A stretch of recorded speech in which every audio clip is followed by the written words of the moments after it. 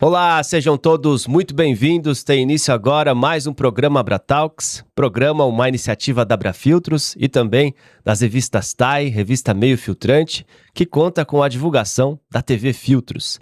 Você que nos assiste aqui no YouTube, através da TV Filtros, seja muito bem-vindo. Você que nos escuta através do Spotify, também é muito legal ter você por aqui. Hoje, o nosso episódio número 29, nós temos mês a mês recebido especialistas, convidados especiais para debater diversos assuntos e hoje mais um assunto vai ocupar um lugar especial nessa biblioteca virtual que eu te convido a navegar. Muito conhecimento, como eu disse, muitos temas diferentes, muitos profissionais relevantes que compartilharam seu conhecimento conosco. Então navegue aí, curta, compartilhe e vamos cada vez mais fortalecer esse nosso canal. Bom, hoje, na verdade, o mês de agosto em si, ele é um mês cheio de datas comemorativas, sobretudo Dia Nacional da Saúde e também o Dia de Controle e Combate à poluição industrial. E a filtração, com certeza, está envolvida na sociedade como um todo, mas especialmente nesses setores. E hoje nós vamos receber, e já estamos aqui com ele, Marcelo Bernardini, ele que trabalha na engenharia de aplicação da Embrap Renner, de tecidos e tecidos técnicos. Muito feliz de ter ele aqui, porque, sobretudo, ele tem sido um grande suporte para a Abrafiltros, com todo o seu conhecimento, sempre nos apoiando com a sua consultoria nesse tema. Então, Marcelo, seja muito bem-vindo, muito obrigado por aceitar nosso convite. Eu que agradeço o convite de vocês, estou sempre à disposição da Abrafiltros, desde a época da sua fundação, né? Sim, sim. E durante todo esse tempo tem se passado, tem acontecido muita coisa, a indústria vem se modernizando e vem se atualizando e vem numa mudança muito rápida, né? Muita evolução. E a gente fica contente com isso, de poder acompanhar essa evolução e fazer parte dessa evolução e fazer parte da história da Abrafiltros. Muito bem. Eu sempre ouvia falar muito do Marcelo. Oh, não, Marcelo é isso, Marcelo. Aí, ao longo do tempo, fui te conhecendo e realmente tudo que já foi dito a seu respeito, especialmente da sua competência profissional e do seu domínio na área, faz jus mesmo ao que você traz como trajetória. Então, muito feliz de estar com você aqui. Obrigado mesmo, em nome do nosso presidente, seu João Moura. Obrigado por aceitar nosso convite. Eu que agradeço. Nosso bate-papo, Marcelo, vai navegar sobre a filtração, né? Como um elemento aí muito importante no combate à poluição industrial, a questão da sustentabilidade em todo esse processo. Mas antes da gente começar, acho que é legal para quem está assistindo, como que Marcelo entrou na filtração e a filtração apareceu na sua vida e desde então? Pois é, Adriano, foi um acaso, viu?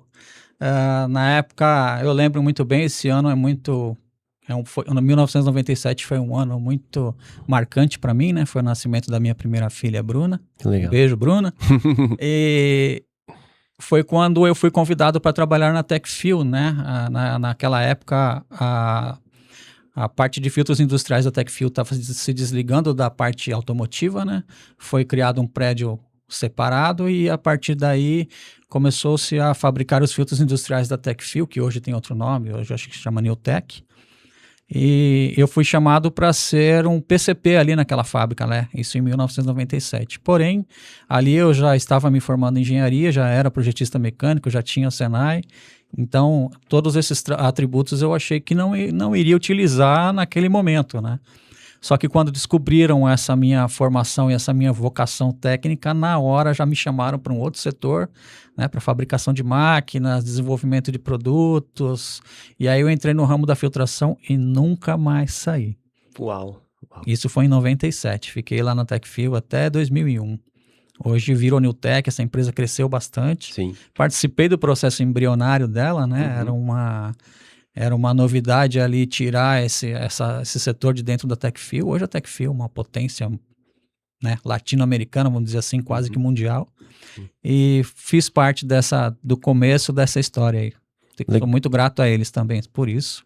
Legal. Tive alguns mentores nessa minha trajetória, né? Um deles foi o senhor José Amaro da Silva, Sim. grande José Amaro, Sim. um mentor meu que me ensinou muita coisa no começo. E dali, pelas mãos dele, eu segui no rumo da filtração e estou aqui até hoje. Que legal. E a questão do combate à poluição industrial, às emissões, quando que isso virou uma chave para você? E, sobretudo, olhando para o mercado, quando que você viu que as empresas já estavam começando a olhar com mais, com mais responsabilidade para esse processo? Uhum.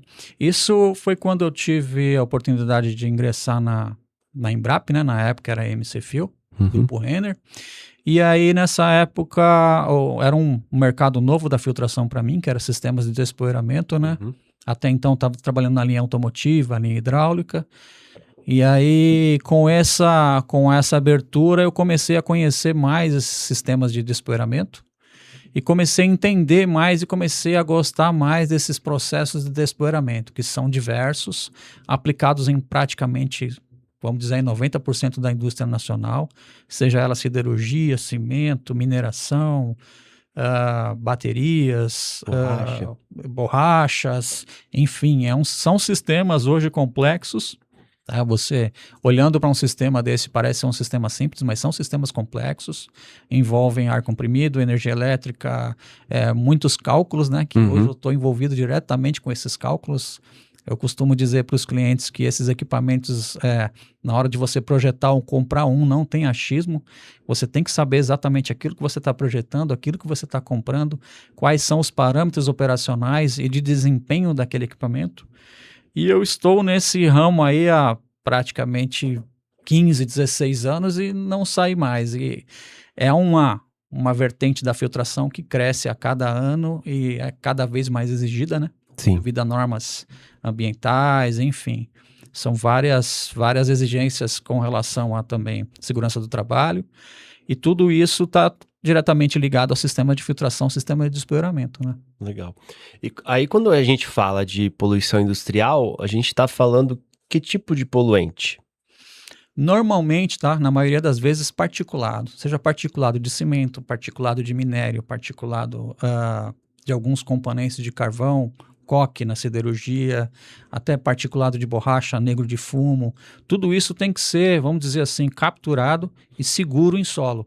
Isso não pode ir para a atmosfera. Indo para a atmosfera, ele atinge altitudes grandes e é capaz de se deslocar por quilômetros, provocando a poluição de nascentes, poluição urbana, enfim. Isso só afeta a poluição e só aumenta a poluição mais ainda no mundo inteiro, né? Para quem é leigo, está nos assistindo, quando você fala particulado, isso pode ser o gasoso, o líquido ou o gás? Particulado, na maioria desses filtros, é o particulado sólido. Sólido. Tá? Esse é o mais perigoso. Tá. Esse é o que entra pelas vias aéreas, né?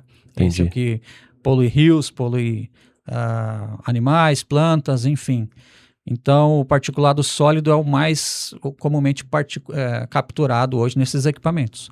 O particulado gasoso, existem outros tipos de tratamento, como lavadores de gases, outros equipamentos que capturam isso, tá? Tá. Então, o que a gente mais atende, mais trabalha hoje, são os particulados sólidos. Sólidos. E como que a filtração entra nisso tudo para reduzir os impactos? Pois é, Adriano.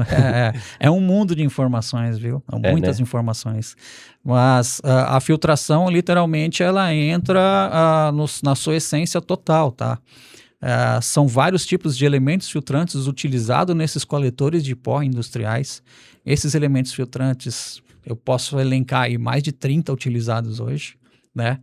De todas as formas, alguns com resistência química, outros mais voltados à resistência térmica, outros mais voltados à resistência mecânica. Enfim, tudo aquilo é calculado, todo esse material de filtração, ele é especificado de acordo com cada atividade, de acordo com vários parâmetros, exatamente, que vão dizer qual que é o elemento correto que você usa. Então, existem elementos agulhados, existem elementos de celulose, elementos que são banhados com resinas químicas, elementos à base que são feitos através do processo de spun lace, spun bonded, é um mix aí. E na sua grande maioria são elementos sintéticos, tá? A grande maioria desses materiais utilizados no sistema de epeuramento são elementos sintéticos. Poliéster, polipropileno, fibras dinâmicas, fibras de PPS, enfim, são várias fibras que a gente utiliza de acordo com aquela aplicação específica. Tá. E enquanto filtro máquina mesmo, que a gente está falando aqui, acho que talvez mais do elemento filtrante. Sim. Qual tipo de filtro, assim, que normalmente para emissão a gente usa, o mercado usa? O mercado usa, na maioria, mangas lisas, mangas convencionais, tá? Tá. Que é a tecnologia mais antiga, desde os anos 40, utilizada, dos anos 50, começou a se utilizar essa tecnologia e ela está aí presente até hoje em grandes equipamentos, tá? Legal. Existe uma vertente muito grande, muito forte, que hoje é a minha especialidade, que são elementos plissados para sistemas de desfloramento. Então, os elementos plissados, qual que é a vantagem em relação à tecnologia mais antiga? Com elementos plissados, a gente consegue projetar um equipamento menor, com a mesma capacidade de captação, com maior poder de captação de partículas pequenas, né, com maior eficiência de filtração, com a mesma vazão de filtros maiores feitos com manga convencional, e aí você acaba economizando mais chaparia na construção desse equipamento, você economiza espaço, você economiza energia elétrica, tem menores elementos, né, elementos mais compactos, porque ele consegue concentrar uma área filtrante muito maior num elemento menor. Sim. Isso é uma grande vantagem. E tem outras vantagens além dessas também, como velocidade na troca, um produto mais leve, um produto mais compacto, que você troca, ele é um elemento só inteiro, não troca mangas e gaiolas e troca só um elemento completo, enfim. Para você ter uma ideia, a gente consegue reduzir um equipamento hoje de mangas convencionais, que tem lá suas 1000 mangas, um equipamento que chega a 10 metros de comprimento por 4 ou 5 de largura. A gente reduz ele para 1/3 desse tamanho utilizando mangas plissadas e elementos plissados. Legal. Então é uma tecnologia que vem dos anos 90, 2000 e está sendo empregada cada vez mais. E se tornou a minha especialidade hoje. Legal.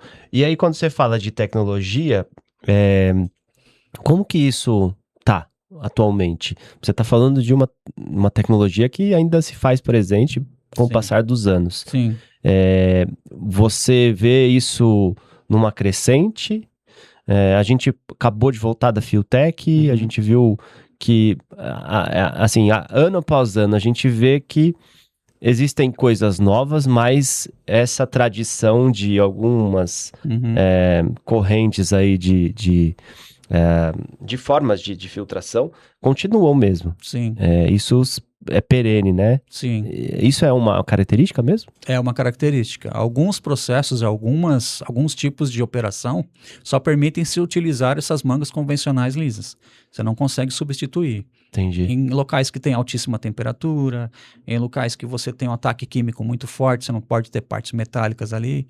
Então acaba se utilizando a mesma tecnologia que é a que está sendo perene e continua atravessando décadas aí, né? Sim. Mas a tecnologia de elementos plissados vem ganhando mercado, vem ganhando espaço a cada ano. Eu noto isso através de até equipamentos novos, mas também retrofit de equipamentos antigos, né? Eu costumo sempre dizer, nosso telefone toca quando o cliente está com algum vazamento ou tem algum órgão ambiental em cima dele, né? Sim. Ou ele está com alguma deficiência de captação no seu processo interno. Ou seja, ele tem um filtro lá instalado, a empresa cresceu. Isso acontece muito no cimento e na siderurgia. Os volumes de produção não são os mesmos a cada década, sempre aumentam.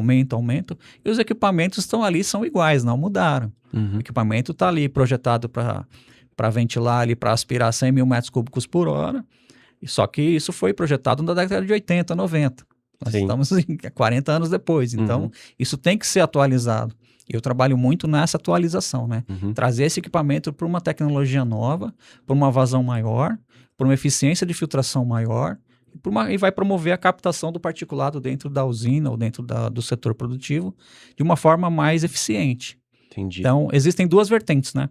Fabricação de equipamentos novos mais compactos ou a atualização de equipamentos antigos. Tá. É aí que eu atuo nessas duas vertentes. Boa. E você encontra muita resistência? Porque quem desenvolveu, talvez, aquele equipamento nem tá ali mais. Exatamente. E o pessoal de engenharia, talvez da empresa, esteja focado em outras áreas, enfim, outras responsabilidades.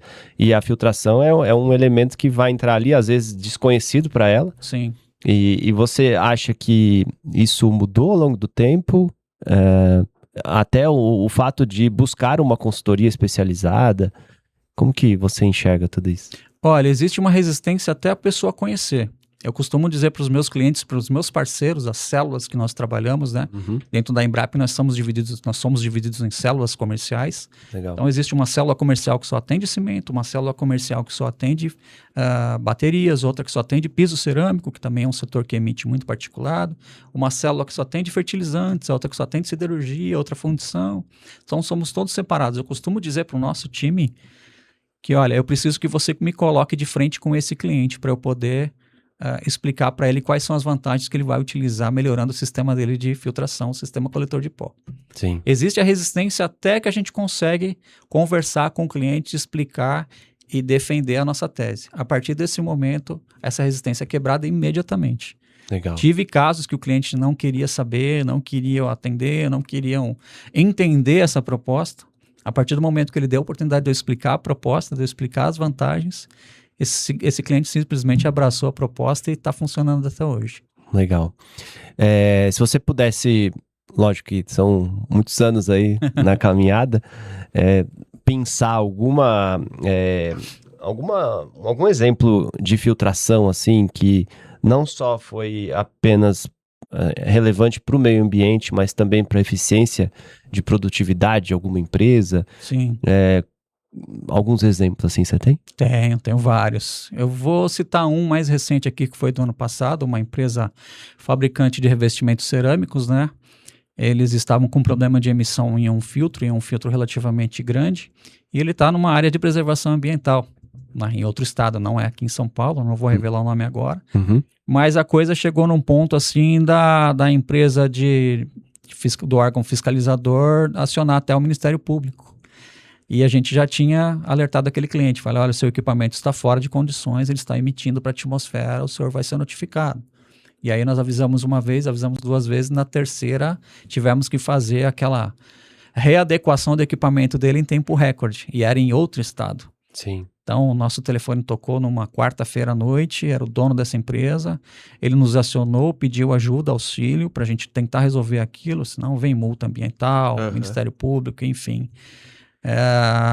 E aí nós conseguimos resolver através do nosso técnico presente em outro estado, né? O Luciano esteve lá, resolveu o problema, dimensionamos um outro produto para estar atuando, estar funcionando dentro do equipamento dele, readequamos o equipamento dele para aquela atualidade, para aquela atual condição da produção dele, e ele resolveu o problema. Quando o Ministério Público voltou lá, estava resolvido o problema, simplesmente não tem mais notificação, acabou o pesadelo. Sim. E aí não é só um cliente que entra nesse pesadelo que a gente diz aí de Ministério Público, enfim, e órgãos ambientais com cobrança ferrenha em cima. Isso está em todo o estado, principalmente na região sul e sudeste, onde é mais forte a fiscalização, né? Norte e nordeste a gente nota uma fiscalização um pouquinho menos intensa, né? Um pouquinho mais tranquila, mas de forma geral, a gente tem atuado bastante quando esses clientes são notificados, né? E as formas... Assim? Também por própria iniciativa do cliente, Adriano. O cliente também liga, sabe que está tendo poluição, sabe que está tendo até reclamações internas do próprio corpo de colaboradores, né?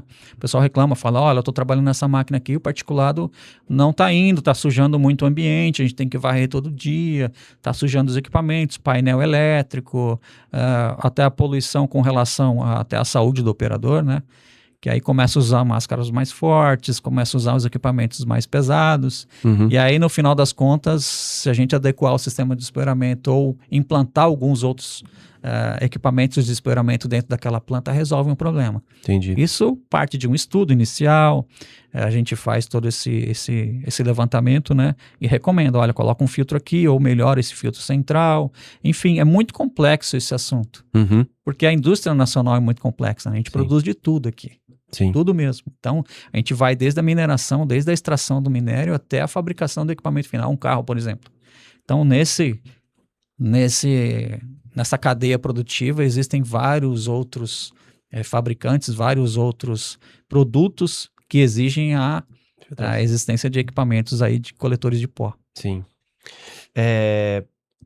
Hoje, assim, você consegue ter um olhar macro para a filtração industrial. O que você acredita que no quesito inovação tem afetado mais, tem transformado mais a indústria? No quesito filtração e inovação, eu acho que é mais a questão da telemetria e do acompanhamento, como se fosse a indústria 4.0 mesmo, né? Você ter acompanhamento à distância. À distância você tem todas as informações do seu equipamento, qual que é a perda de carga que ele está operando hoje, qual que é o nível de saturação do seu equipamento, qual que é a vazão que você está trabalhando, qual que é a temperatura, qual que é o nível de umidade do ar que você está aspirando, qual que é o tamanho do particulado, quantas miligramas por metro cúbico, né, por metro cúbico você está emitindo pela chaminé, enfim. Tudo isso hoje é mensurável e tudo isso você consegue medir em tempo real. Uhum. E isso para nós é um avanço excelente. Sim. Né? Às vezes você tem um equipamento que está emitindo poluente para a atmosfera, mas você não está vendo aquilo, você não consegue notar. E hoje você tem sensores que conseguem captar essa emissão na atmosfera e te avisam, até acionando alarmes em alguns casos. Que legal. Existem grandes empresas aqui na região sudeste, no Brasil inteiro, que trabalham com essas sondas de emissão. Essas sondas para nós são assim um parceiro, na verdade, né? Sim, não deixa a coisa sair do controle antes que o cliente fique sabendo que tem algum problema naquele equipamento. E nesse momento também nós somos acionados. Legal. E você tem visto isso na prática mesmo e tem sido bem absorvido? Porque a gente sabe que é uma consequência natural. Sim. A questão da automação, da inteligência artificial. Sim. Isso a gente viu bastante também na Filtech. Esse cenário que você trouxe, isso está se ampliando cada vez mais. Sim. Mas o meu ponto é como isso está sendo recebido pelo setor. Se as empresas estão olhando com atenção para esse desenvolvimento, sabe? Porque não é simplesmente só colocar ou absorver, mas é na prática como isso tem sido desenvolvido. Sim, a gente tem notado isso em grandes empresas, tá? Empresas pequenas ainda não têm esse olhar para o investimento. São equipamentos caros, né? Tem um custo alto. Então, grandes empresas que têm essa preocupação ambiental, que estão voltadas a cumprir todas as normas, né? Igual grandes aciarias, grandes siderúrgicas no país, cimenteiras, enfim, indústria química. Tem um ramo de indústria que usa muita caldeira, que é a geração de energia. Também a maioria dos equipamentos usam essas sondas, né? E uma outra vertente também, Adriano, que eu tenho notado bastante, são os departamentos de meio ambiente dentro dessas empresas. Boa. Eu conheço alguns clientes nossos que já têm lá departamentos com 24 pessoas, 22 pessoas, 12 pessoas, todas elas voltadas ao meio ambiente. Não é só a questão da emissão de particulado, tem toda uma questão de emissão de água de reuso, né? Sim. De estação de tratamento de efluente. Tem a questão de reaproveitamento de embalagens, reaproveitamento de sobras industriais, recorte de chapa, papelão, madeira de pallet, enfim. Então tem alguns clientes aí que estão tentando tirar o seu selo verde e chegar nessa condição aí de reciclagem 100% e empresa 100% verde. Legal. Eu acredito que esse selo verde é uma tendência também nacional. E quem tiver esse selo verde futuramente, dependendo das legislações ambientais aí, vai conseguir até ter algum aproveitamento de imposto, alguma vantagem nesse sentido. Legal. E falando sobre legislação, como você acha que a legislação ela tem influenciado essa busca por inovação na filtração, por controle de poluentes? Eu já tive oportunidades, você está muito próximo disso, muito antenado. Como que você enxerga esse cenário? Existem as legislações mais antigas, né? A gente trabalha no Brasil hoje com uma legislação bem antiga e ultrapassada. Mas em 2018 surgiu um projeto de lei, né? De um deputado aqui de São Paulo. E esse projeto de lei tramitou em Brasília até 2024. Em 2024 ele se transformou em lei. Era uma lei 10.521, eu não me recordo agora, um PL 10.521, e se transformou em lei.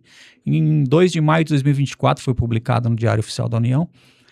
Enfim, ela está sendo regulamentada em Brasília, né? Mas essa época a gente sabe que é época de eleição, não sei se isso está andando, provavelmente não está andando, está parado. Mas ela vai instituir no Brasil a Política Nacional de Qualidade do Ar e vai criar um Sistema Nacional de Informações de Qualidade do Ar. O que isso tem a ver? Essa Política Nacional de Qualidade do Ar, ela vai normalizar, ela vai adequar todos os níveis máximos de emissão de todos os mercados poluentes, vamos dizer assim, né? De todos os ramos de filtração, todos os ramos de industriais no Brasil, por exemplo, piso cerâmico, siderurgia, cimento, fundição. Ela vai adequar todos os níveis máximos, vai nivelar todos, isso vai ser a nível Brasil. Uhum. Então, a lei vai ser uma lei nacional. Hoje você tem a CETESB em São Paulo, que tem os níveis dela máximos de emissão por aqui. Você tem o IEMA no Espírito Santo, que tem os níveis máximos lá. Você tem o IAP no Paraná, que tem os níveis máximos por lá e não são iguais. Sim. A partir do momento que esse projeto de lei for regulamentado e for aplicado, as empresas vão ter o tempo para poder se adequar, todas vão se adequar, lógico. E aí esse projeto de lei, além de normalizar todos esses níveis máximos de emissão, né, de adequar todos, ele vai criar também um Sistema Nacional de Informações de Qualidade do Ar. As informações que eu tenho são que eles vão se utilizar de satélites de baixa altitude Starlink para poder fiscalizar todas as chaminés dessas empresas que possam estar emitindo poluente. Legal. Essa fiscalização não vai medir o nível de particulado, quantas partículas está emitindo por metro cúbico ali. Não é isso. Ele vai saber se está emitindo ou não, porque o nível de precisão desses satélites é impressionante. Que legal. É impressionante. E aí, a partir dessa fiscalização, eles acionam um fiscal em solo, esse fiscal em solo vai até a empresa e faz uma análise lá com a sua sonda e verifica se realmente está emitindo particulado ou não.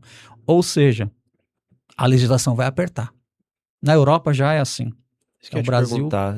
Qual que é o comparativo? Porque o que a gente percebe, às vezes, indo para lá, né? A gente percebe que em alguns pontos, até que a gente tá evoluído.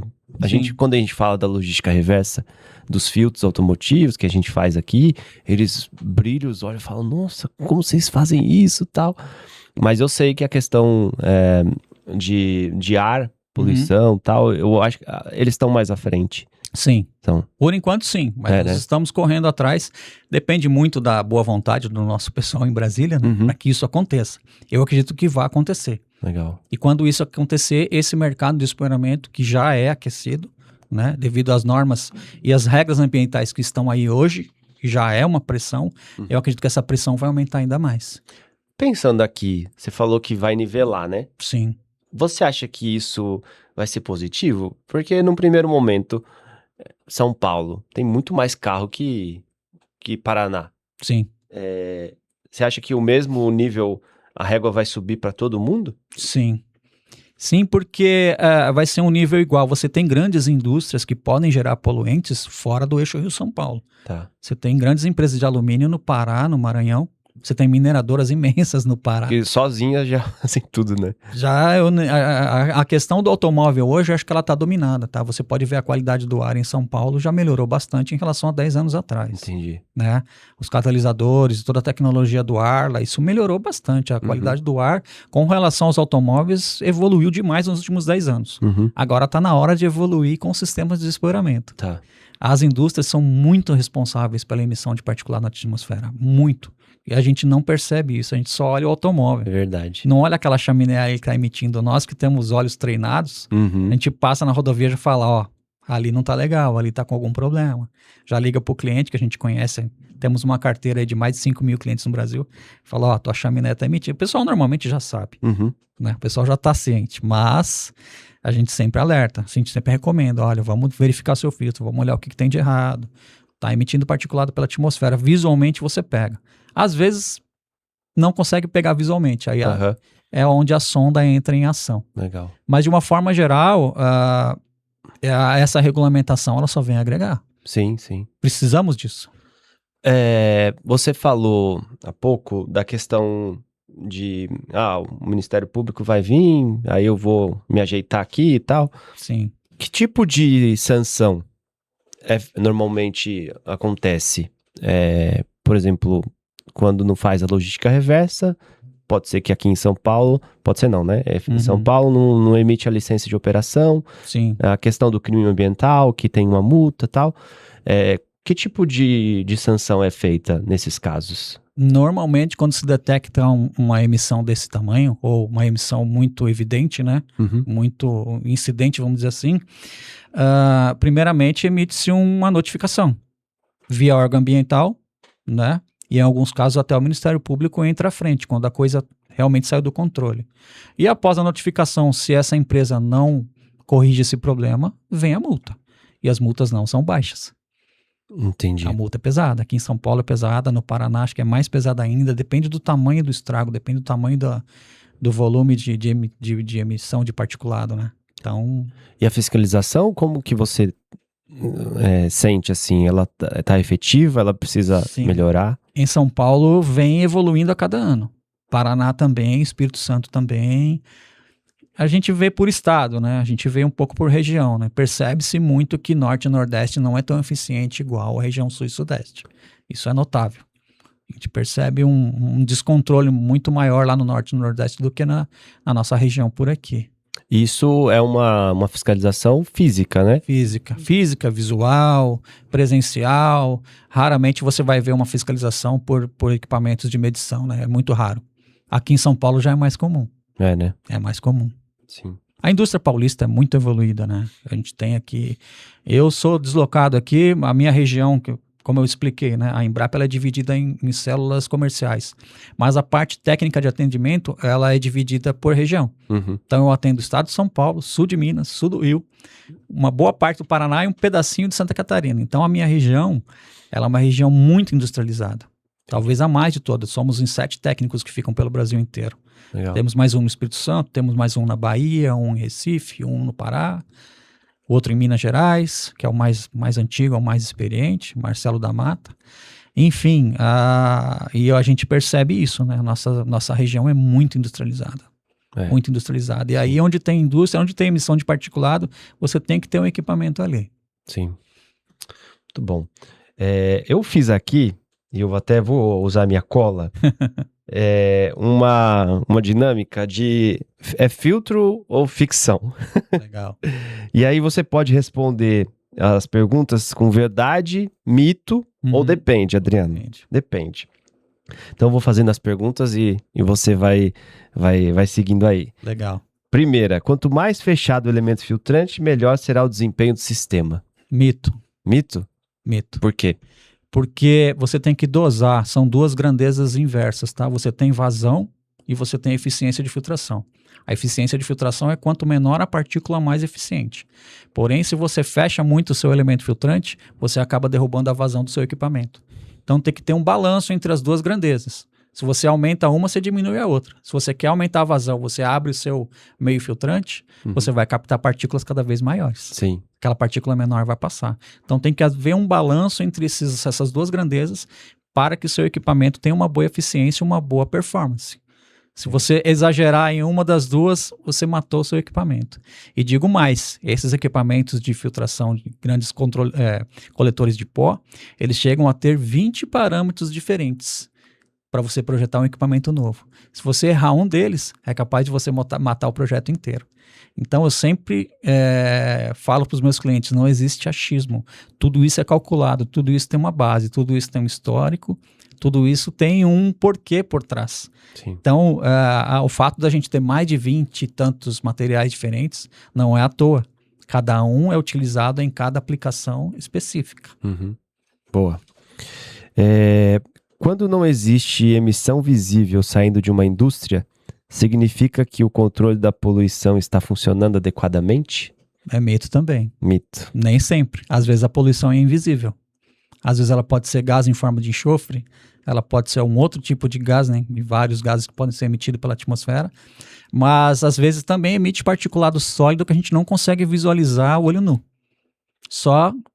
Por isso que eu sempre falo que o apoio dos equipamentos de medição, as sondas, né, e outros equipamentos que são detectores de poeira, até detectores de gases também, que a gente costuma utilizar quando visita a empresa siderúrgica, né, ou empresa de fertilizantes. Existem detectores que a gente usa no uniforme para poder detectar algum nível que a gente não consegue sentir pelo pelo olfato, né? Uhum. E esses equipamentos são fundamentais na hora de você realmente pegar uma emissão de particulado dessas que não é visível a olho nu, entendeu? Legal. Um filtro de alta qualidade é suficiente para garantir a eficiência de todo o sistema de filtração? Mito também. Mito também. São vários parâmetros que você tem que estar utilizando ali, que você tem que estar de acordo. Esses equipamentos, praticamente 90% deles trabalham com sistema de limpeza por jato pulsante, jato de ar comprimido.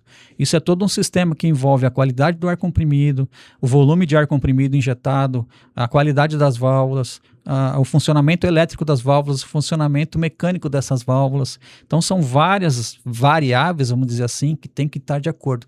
Não adianta você pegar um equipamento que está em más condições e colocar um elemento novo.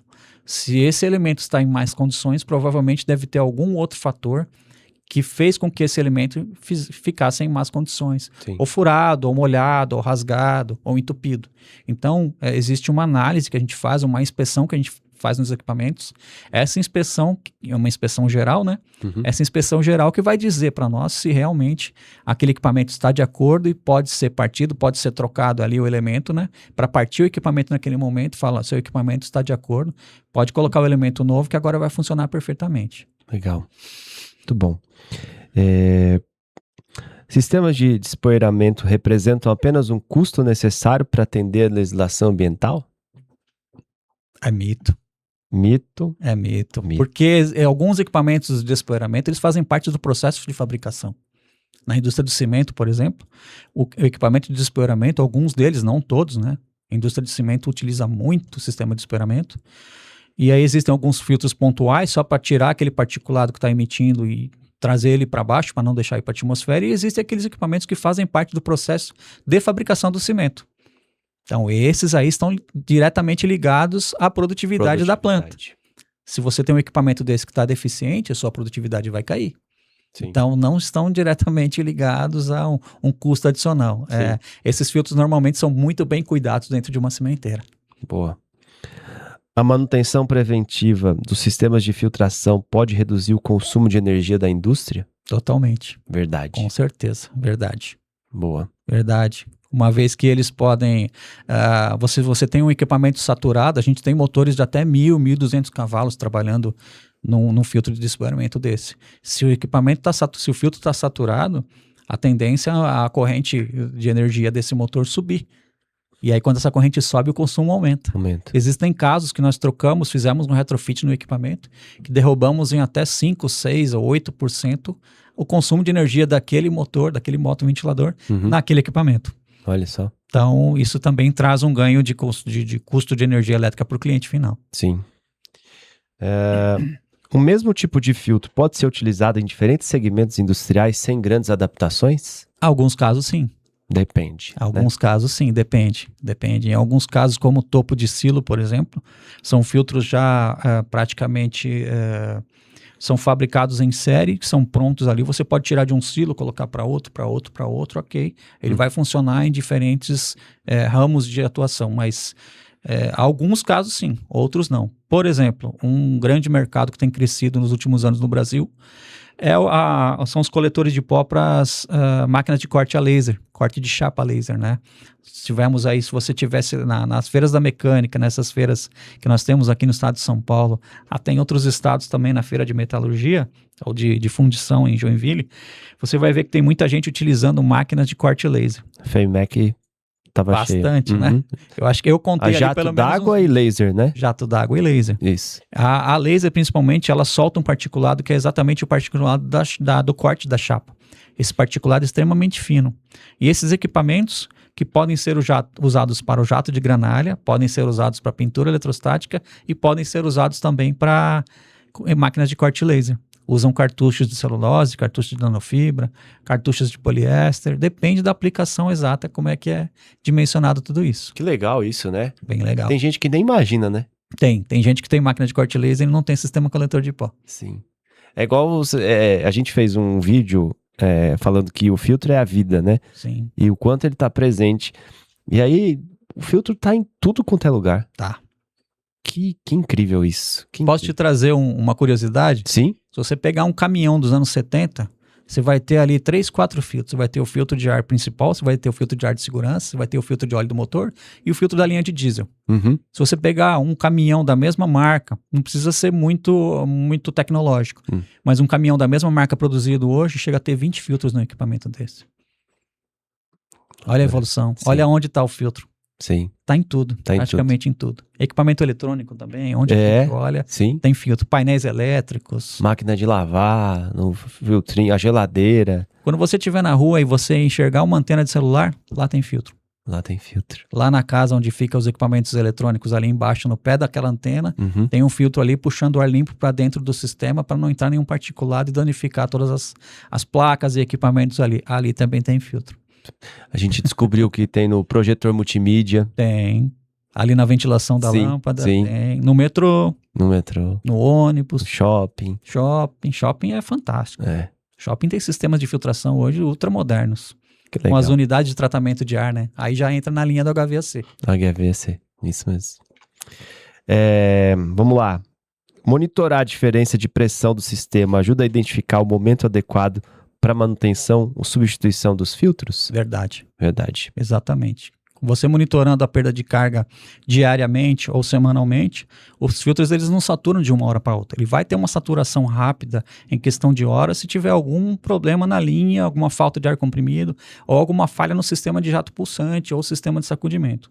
Fora isso, é para ele manter a sua perda de carga ali durante anos até. Eu tenho equipamentos aí que estão rodando há praticamente 3 anos sem nenhuma intercorrência, sem nenhuma parada, né? Legal. Aí são grandes filtros, grandes usinas, mas existem filtros que é o mesmo equipamento em outra empresa que durou 6 meses.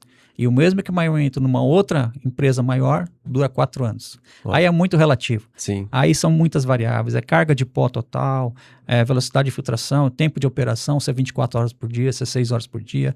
Aí a vida útil muda drasticamente, né? Sim. E todo o sistema de limpeza que a gente costuma sempre frisar para não deixar sem manutenção, né? Boa. A escolha incorreta de um meio filtrante pode comprometer a produtividade, a segurança e até a qualidade do produto fabricado? Verdade, né? Verdade. Sim. O meio filtrante está diretamente ligado à qualidade, à velocidade de captação, ao resultado do filtro em si, né? O coração do filtro ali é o elemento filtrante. Sim. Investir em tecnologias mais modernas de filtração sempre exige a substituição completa dos equipamentos existentes? Mito. Não é verdade. Investir em tecnologias de filtração mais atuais, nem sempre você tem que trocar o seu equipamento. Você pode estar adaptando e trazendo ele para uma condição mais atual. A gente chama isso de retrofit. Temos feito isso com muita frequência mesmo. Por serem equipamentos caros, já instalados na planta e já rodando há muitos anos, né? Para você colocar mais um equipamento para complementar aquela operação, fica um custo caro. E a gente acaba trazendo esse equipamento, fazendo um retrofit dele, normalmente sem grandes intervenções como caldeiraria, solda, corte, nada disso. A gente troca o elemento filtrante e readequa ali todo o projeto de filtração que ele está operando naquele momento. A gente conseguiu. Foi isso que nós fizemos com essa empresa que eu falei de piso cerâmico lá, que o Ministério Público estava em cima deles, né? Então nós fizemos esse retrofit mesmo de longe, em 10 dias nós colocamos... Antigamente era o pior filtro dessa planta, hoje é o melhor. Nossa. Era o patinho feio da planta, né? Que ninguém queria mexer porque estava emitindo, esse filtro não tem jeito, é assim mesmo, não. Quando o Ministério Público foi em cima, nós conseguimos adequar o equipamento, hoje ele é o melhor equipamento daquela planta. Muito bom. A última. Parte dos materiais capturados pelos sistemas de filtração pode ser recuperado ou reaproveitado no próprio processo industrial? Verdade. Totalmente. No cimento, por exemplo, no filtro de processo de cimento, o pó que é coletado, que é o cimento pronto, ele é captado pelo filtro, ele volta para uma rosca transportadora, vai para um silo e é o produto pronto. Em alguns casos, por exemplo, indústria de fertilizantes, indústria de ração animal, o pó que ele capta, ele volta para o processo e é um insumo ainda utilizável na própria mistura da ração animal. Uau, que legal. Existem muitos casos assim. E existem casos que realmente é um despoeiramento para tirar aquele particulado ali da fábrica e ele é descartado de alguma forma. Sim. Normalmente, Normalmente sim. Normalmente o particulado é descartado. Não, mas daí de qual forma? Aí tem várias formas, Tem várias, Adriano. Tem né? incineração, tem coleta seletiva, enfim. Entendi. Tem vários fins aí que são utilizados para esse tipo de coleta. Boa. Então, acho que só para quem está assistindo, se passar numa empresa, numa indústria, e ver uma chaminé soltando fumaça, essa fumaça pode ser em algum momento particulado, ou ela pode estar saindo de uma forma, entre aspas, benéfica também, positiva, porque o processo requer que isso aconteça. Sim. Por exemplo, em caldeiras. Caldeiras normalmente a gente vê muito por aqui. Então, até do prédio da Abrafiltros aqui dá para ver algumas caldeiras lá na frente. O que acontece? A caldeira ela aquece água para poder gerar o vapor e alimentar alguma linha de vapor. Normalmente esse vapor é liberado através de chaminés também. É água limpa, água em forma de vapor. Então não tem nenhum poluente, não tem nada de nocivo para a saúde humana, nem animal, nem vegetal, nada disso. Sim. Então, quando você vê uma fumaça branca saindo em alta velocidade, em alta concentração de uma chaminé, mas essa fumaça se dissipa com muita facilidade, é vapor. Então, não se assuste quando a fumaça for de vapor. Legal. Agora, quando é particulada, a fumaça preta, uma fumaça escura, que você vê que ela está atingindo metros e metros de distância, ela não se dissipa, aí é preocupante. Olha que legal. É uma dica. Boa. Não, ótimo. Adorei. Marcelo, a gente está chegando ao fim. E como eu disse, esse é um mês super relevante aí para as datas comemorativas e tal. E entre elas o Dia Nacional do Controle da Poluição Industrial e do Combate à Poluição. E eu queria que, com esse mote, até a questão do Dia Nacional da Saúde também, que a gente envolve, está naturalmente condicionado aí uma coisa com a outra. Eu queria que você olhasse aqui para quem nos assiste e trouxesse uma mensagem, tanto para a indústria como para a sociedade como um todo. Sim, vamos lá. Bom, minha mensagem é para a indústria e para a sociedade, tá? Eu tenho muita satisfação em trabalhar nesse ramo de atuação diretamente ligado à engenharia ambiental. Nós somos diretamente responsáveis pela qualidade do ar que respiramos hoje. Então, a preocupação é muito grande com essa qualidade do ar, a gente luta para que isso não piore, a gente luta para que isso melhore a cada dia, e a nossa luta está diretamente ligada ao bem-estar de todos, tá? Não é só olhando para o nosso bem-estar, é para todos. Então, é uma grande satisfação minha trabalhar nesse mercado, atuar nesse mercado e promover, ensinar os clientes, ensinar as pessoas o quão importante é a qualidade do ar para nós, dia a dia, para a nossa saúde, todo mundo sabe disso, mas a gente costuma sempre frisar. E a nossa luta está diretamente ligada à qualidade do ar, ok? Essa é a mensagem que eu queria passar para vocês e é uma satisfação trabalhar com esse mercado aqui. Muito bom. Conscientização, né? Acima de tudo. Exatamente. Desse bem precioso, invisível, mas necessário e fundamental. Exatamente. E que bom que existe a filtração, né? Que estamos aqui, profissionais como você, que incentivam, batalham pelo setor. Muito obrigado, viu, por esse momento aqui, foi muito legal. Várias informações, curiosidades, que eu acho que foram agregadoras. Então, muito obrigado pela parceria de sempre. Eu que agradeço. Foi muito legal. A nossa parceria Bernardini e Abrafiltros aí, espero que atravesse muitos e muitos anos ainda. Eu também, Deus Marcelo. quiser. Obrigado, viu? Prazer te receber. Pessoal, esse foi mais um episódio, episódio número 29 aqui do nosso Abratalks. Espero que você tenha gostado. Curta, compartilhe e acesse o nosso canal para novos conteúdos. E até o próximo episódio. Obrigado, tchau, tchau.